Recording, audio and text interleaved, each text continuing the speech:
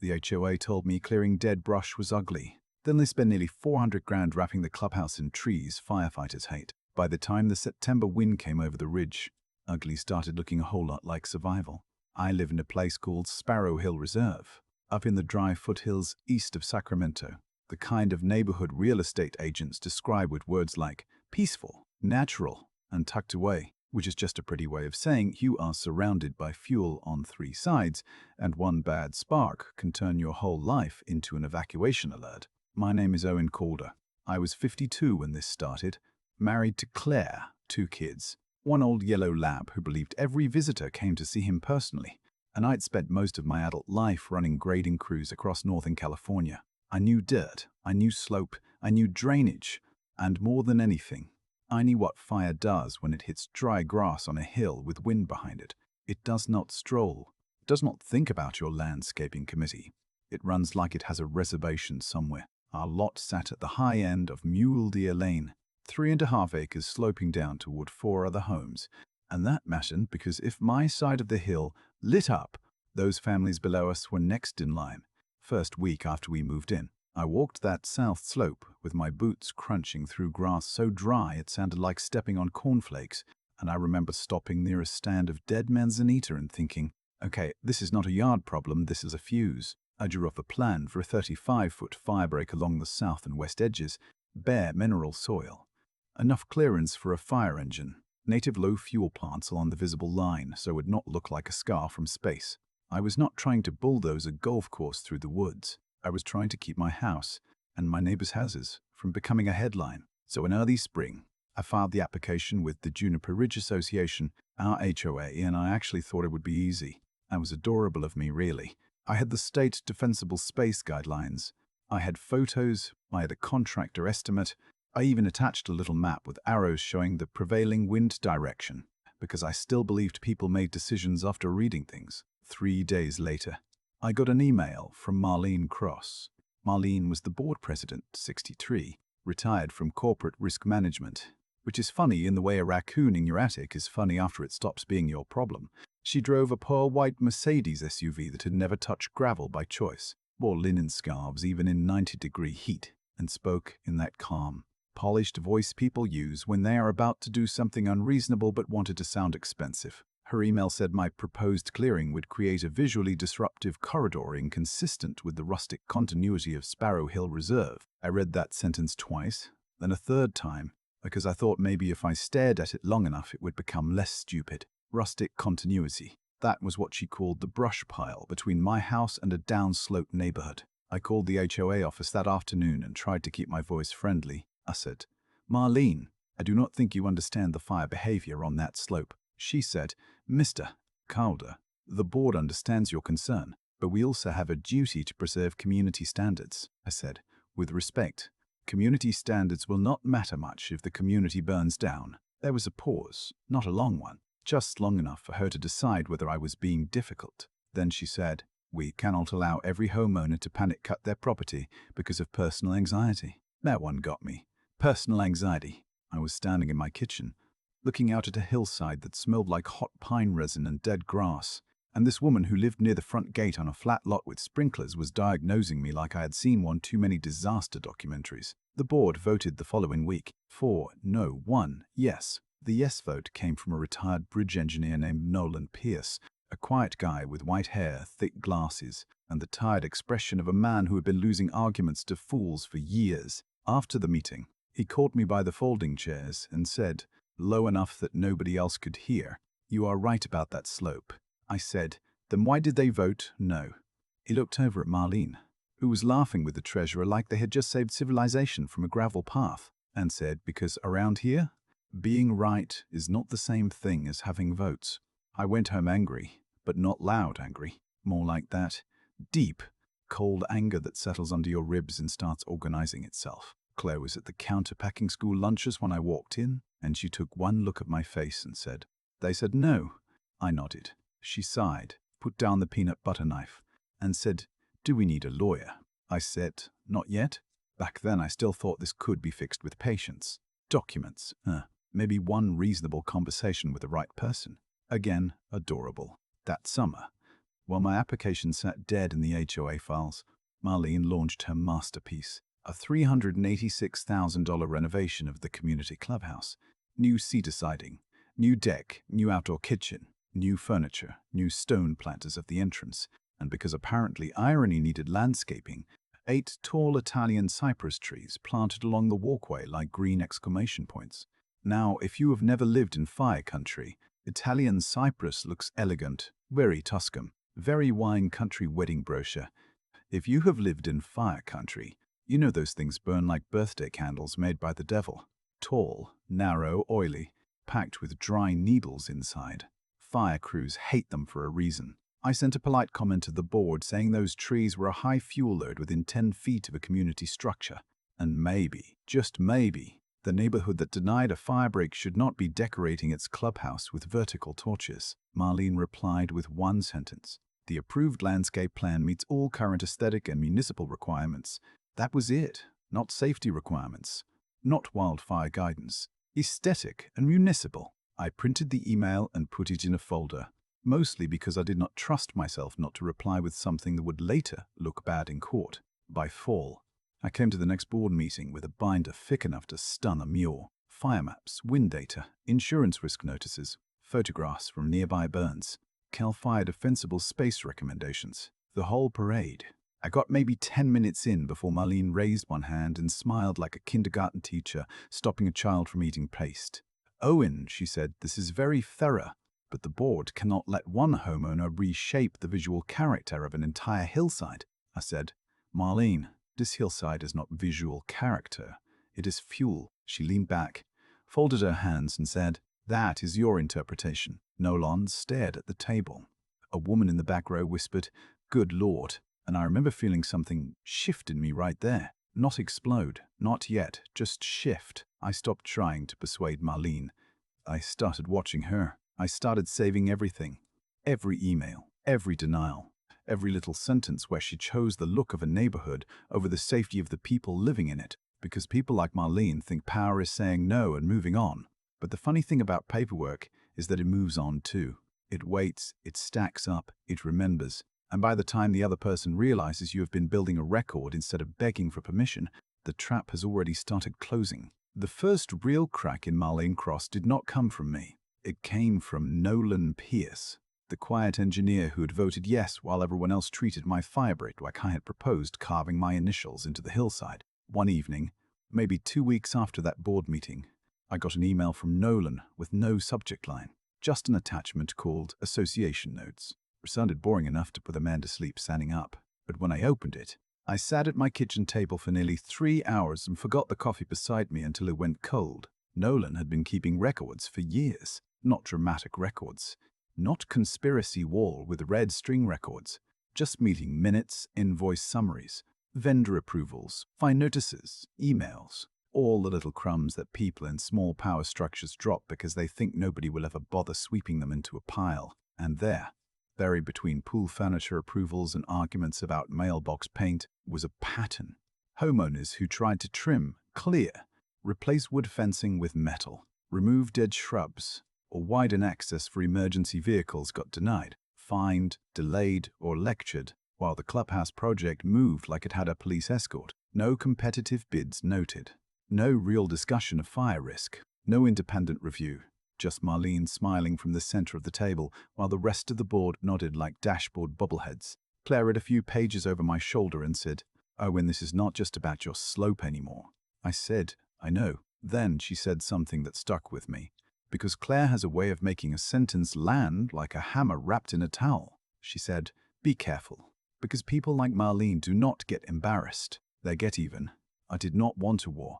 I really did not. I wanted to clear brush, sleep through September, take my kids camping without checking the wind forecast every 12 minutes. So I tried one more time to do it clean. I hired a wildland fire consultant named Reggie Sloan, a former fire captain with hands like baseball mitts and a voice that sounded like gravel sliding off a truck bed.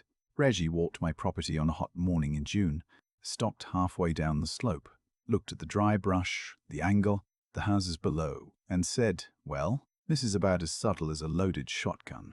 His written report called the southern edge of my parcel a likely ignition corridor under northeast wind conditions, and he recommended immediate fuel reduction and an engine-accessible brake.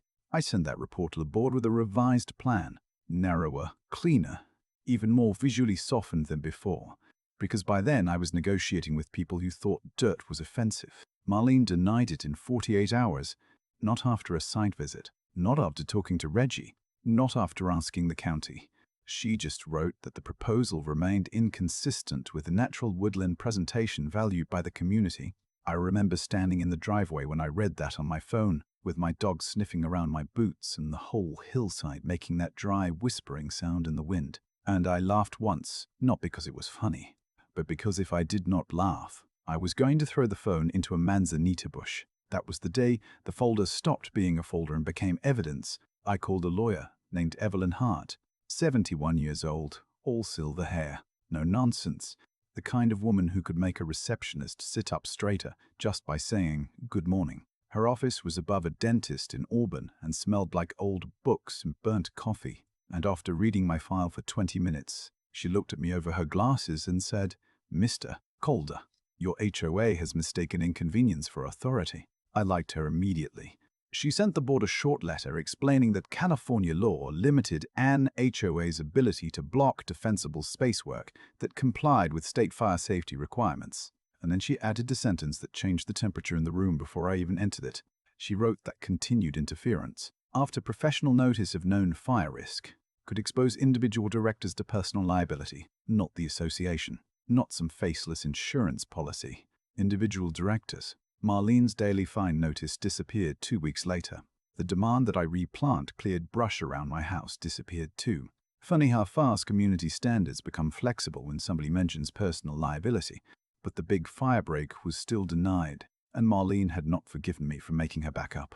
That was when she started the neighborhood campaign. At first it was soft. Little comments at mailboxes. Careful sighs near the clubhouse. The kind of thing that arrives secondhand with the fingerprints wiped off. Owen is bringing lawyers into a friendly community. Owen wants to scrape the hillside bare. Owen is turning safety into a personal crusade. One neighbor told me Marlene had described me as emotionally attached to worst-case scenarios, which was rich coming from a woman emotionally attached to shrubbery. But the strange thing about gossip is it sometimes brings the wrong people to your door. A woman named Teresa Bill came by one Saturday while I was fixing a gate latch. She lived directly below us, widow, retired nurse, the kind of person who carried herself like she had seen enough real emergencies not to be impressed by fake ones. She said, "Is it true they denied your firebreak after that consultant report?" I said yes. She nodded toward the slope and said, "Then I want copies. My insurance company has been asking about mitigation, and if the HOA is blocking work uphill from me, they need to know that." That sentence was the first time I realized Marlene had not just created a legal problem, she had created an insurance problem. And in California, fire country, that is a different animal entirely. Within a month, Teresa, Nolan, a retired contractor named Buck Harlan, and a younger electrician named Mateo Ruiz had all shown me their own letters. Buck got fined for cutting a dead hedge too low. Mateo got denied when he tried to replace a decorative wood fence with metal mesh and stucco posts. Teresa had been told removing ornamental juniper from her side yard would disrupt neighborhood consistency. Juniper. In fire country. At that point, you almost have to admire the commitment to bad judgment. We met in Nolan's garage on a Thursday night. 5 of us sitting around a folding table under fluorescent lights, with his old spaniel snoring beside a toolbox and a box fan pushing warm air around like it had given up too. Nolan laid out his records. I laid out Evelyn's letters. Teresa brought insurance emails. Buck brought fine notices. And Mateo brought photographs of dead shrubs the HOA had ordered him not to remove. Nobody gave speeches. Nobody said, "Let's take them down." It was quieter than that, and honestly, more dangerous. We just started sorting paper. Evelyn told us to approach it in layers. First, records. She filed a formal demand for all vendor documents tied to the clubhouse renovation, including bids, invoices, change orders, and board approvals. The association waited until the last possible week to respond, then sent a stack of documents with missing pages and enough black marker redactions to make it look like a crime scene got into scrapbooking. But what they did send was enough. The clubhouse contractor, Sierra Veranda Works, was registered to a man named Paul Cross, Marlene's cousin by marriage. There was no documented competitive bid process. The board minutes simply said approved vendors selected by board resolution. Board resolution, as if giving something a dull name makes it stop smelling bad. Evelyn brought in a forensic accountant named Dana Whitlock, a small woman with calm eyes who treated financial statements the way a bloodhound treats a dirty sock. Dana found a $37,000 discrepancy between what the HOA told members the renovation cost and what the invoices showed had actually been paid. Then she found 3 payments just under the threshold that would have required wider member notice, each labeled grounds for fresh or seasonal maintenance, even though the invoice descriptions tied back to Clubhouse work. She tapped the paper with one finger and said, "They did not hide it well." I said, "Did they hide it at all?" She smiled and said, "In my line of work, arrogance does most of the hiding for them." Evelyn sent a demand letter to every board member individually, home addresses, certified mail, no hiding behind the association inbox, and she attached Dana's preliminary findings. That was the first layer. The second layer was regulatory. Mateo filed a complaint with the State Real Estate Oversight Office, attaching our fire safety denials and Reggie's report. The third layer was insurance. Teresa sent the denial history to her carrier, and Evelyn forwarded a broader packet to the HOA's insurer, including the consultant report and photos of the clubhouse landscaping. We did not make threats. We did not need to. We put information in places where it could not be unseen. Marlene felt it. You could tell. At the November board meeting, she showed up looking perfect, scarf tied, hair sprayed, smile polished so hard it almost squeaked, but her voice had an edge under it. She accused me of coordinating a campaign of intimidation. She said certain residents were trying to destabilize a peaceful community. I raised my hand and said, "Marlene, did you read the fire report?" She said, "This is not a courtroom, Mr. Calder." I said, "No, but you keep creating exhibits." A few people in the back laughed before they could stop themselves. Her face changed for half a second, just a flicker, but I saw it. After the meeting, she walked up close enough that I could smell her perfume, something floral and expensive, and she said, "You seem to enjoy making enemies." I said, "No, I enjoy sleeping at night." She smiled without warmth and said, "Then maybe you should stop living like the world is on fire." I looked past her, through the clubhouse windows, at those cypress trees standing black-green against the porch lights, tall and proud and full of oil, and I said, "Marlene, that is exactly the problem." 2 weeks later, she posted on the neighborhood message board, blaming legal costs on a small group of hostile homeowners. Mattia replied with Dunna's full financial summary. Buck added his fine notices. Teresa added her insurance correspondence. By dinner, the comments looked like a town hall meeting had collided with a courtroom transcript. Marlene tried to have the post removed. The moderator, bless that woman, said members were discussing association business and left it up. That was when Marlene crossed the line she could not uncross. She called one of my grading clients, a vineyard owner named Sam Beckett, and told him I was involved in litigation, difficult with authority, possibly unreliable. Sam listened, let her finish, then called me and said, "Owen, some HOA lady just tried to poison your well." I asked what he told her. He said, "I told her you show up early, finish under budget, and never leave ruts in wet ground, which is more than I can say for half the people I hire." Evelyn added it to the complaint the next morning. Interference with business relationships, retaliation, pattern of harassment, more paper, more weight. And all the while, September was getting closer. The grass was turning from gold to gray. The afternoon wind had that hot metallic feel. And every evening when I walked the south slope, I could see the clubhouse through the trees below, glowing with new cedar siding, framed by those beautiful, terrible cypress, waiting there like nobody had warned it what it was made of. The fire started on a Tuesday, because of course it did. Disasters love ordinary weekdays. They love half-finished coffee, school backpacks by the door, somebody thinking about what to make for dinner, while the whole sky is getting ready to change. I woke up before 6 because the windows were humming, not rattling, humming, that tight, dry sound you hear when the northeast wind comes down hard over the hills and takes every bit of moisture with it. The weather station on our back porch said 11% humidity. 11. Claire looked at it, then looked at me, and neither of us said the thing we were both thinking. We had practiced this.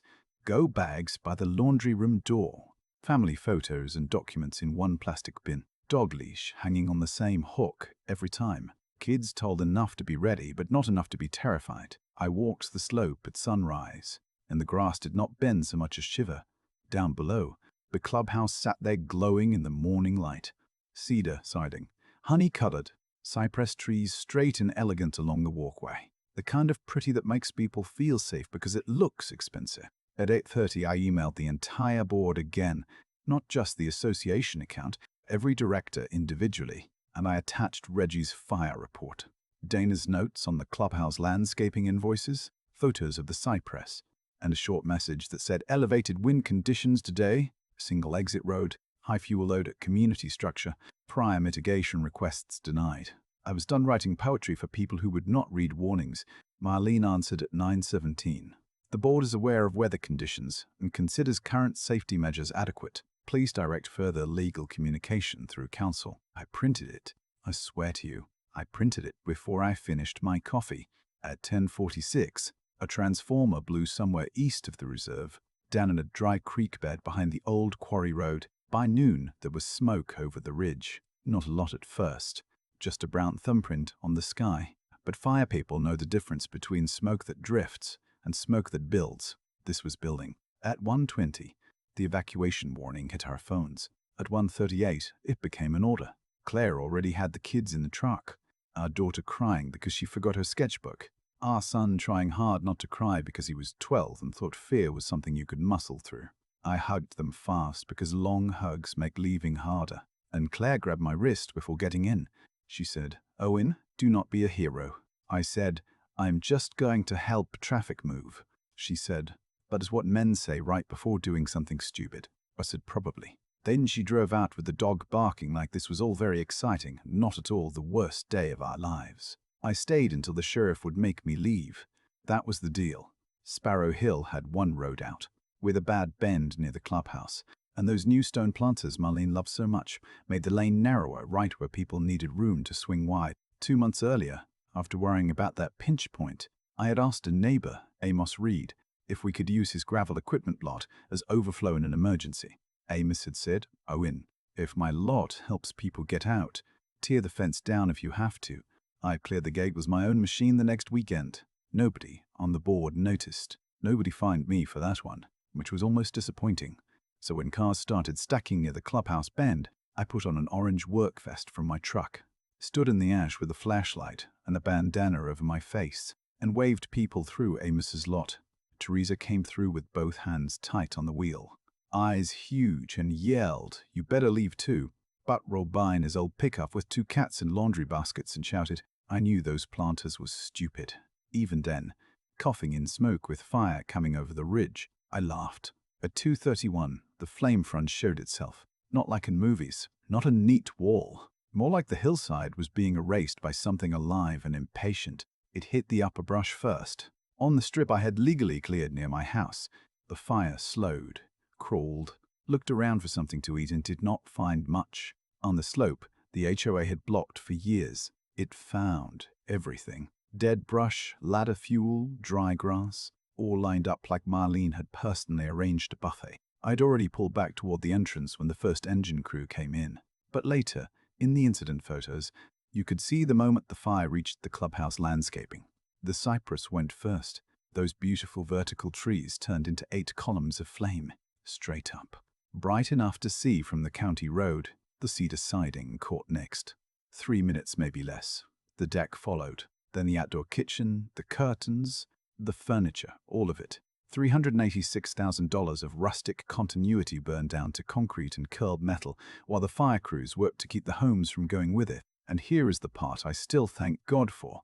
Nobody died, no houses burned, not Teresa's, not Buck's, not Mateo's, not ours. 3 sheds were lost, 2 parked cars, and Marlene's clubhouse, the one she chose over every warning we handed her. The official fire report came 3 weeks later, and it said what I've been saying for years in the dry language government reports use when they are trying not to sound angry. High fuel ornamental plantings near the structure, untreated combustible exterior materials, cleared access on an adjacent parcel likely slowed northward spread. I read that line in Evelyn's office and just sat there. I did not feel victorious. I felt tired, and a place sleep does not fix. Then the insurer denied the clubhouse claim. citing known and documented, unmitigated hazards. And suddenly the neighborhood that had been told I was a troublemaker wanted to know why their Jews were supposed to rebuild a building the board had made uninsurable. The December meeting was standing room only. Marlene arrived in a navy blazer, still composed, still carrying that leather folder like a shield. She proposed a special assessment to rebuild. Before she finished, Teresa stood up. She did not yell. Nurses do not need to yell. She read the denial dates, the fines, the consultant report, the cousin contractor, the split payments, the insurer's letter, and Marlene's 9:17 email from the morning of the fire. Then she looked around the room and said, "My question is simple. Do we trust this board with another dollar?" Nobody spoke for about 5 seconds, which in a room full of angry homeowners feels like an hour. Nolan resigned from the board only so he could call for an emergency election properly. 2 directors quit before the meeting ended. Another resigned the next morning. Marlene lasted 9 days, then sent an email saying she was stepping away for personal reasons. Personal reasons. That woman could have watched a meteor hit her Mercedes and still called it a scheduling conflict. Nolan became president in January. My firebreak was approved at his first meeting, 5-0 after 7 minutes of discussion. I finished the clearing in July, running my own machine along that slope, peeling back years of brush and nonsense one pass at a time. The settlement came later. We got our fines back, a little over $23,000 between us. But the real win was the new rule written into the association documents. No board could deny fire safety work that complied with state law. Not now. Not later.